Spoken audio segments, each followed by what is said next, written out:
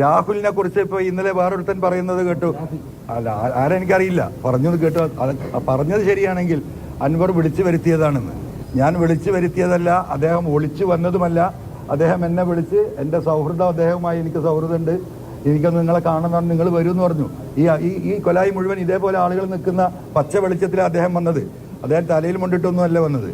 അപ്പോൾ സ്വാഭാവികമായും അദ്ദേഹത്തെ കൂടി വെറുതെ അദ്ദേഹത്തിൻ്റെ ക്രെഡിബിലിറ്റി കൂടി ഷാഫിക്ക് നശിപ്പിക്കണമെന്നുണ്ടെങ്കിൽ ഈ പറയുന്ന രാഹുൽ മാങ്കൂട്ടത്തിനെ വെട്ടലാണല്ലോ ഞാൻ അടുത്ത പടി.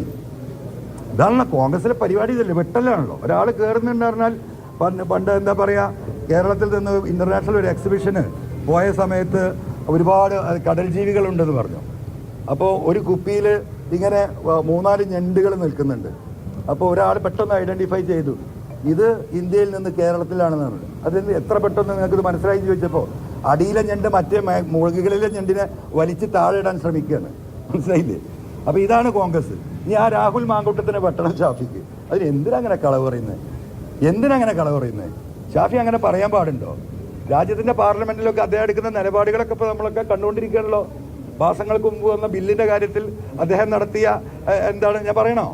അപ്പം അങ്ങനെയൊന്നും ആരും പറയണ്ട. പറഞ്ഞാൽ പറയും, പറയുന്നതിൽ വസ്തുതയുണ്ടാകും. ഒരടിസ്ഥാനമില്ലാത്ത കാര്യങ്ങൾ പറയുമ്പോൾ ജനങ്ങളുടെ മുമ്പിൽ വസ്തുതയും തെളിവും നിരത്തിക്കൊണ്ട് പി വി അൻവർ സംസാരിക്കും. അത്രേ പറയാനുള്ളൂ.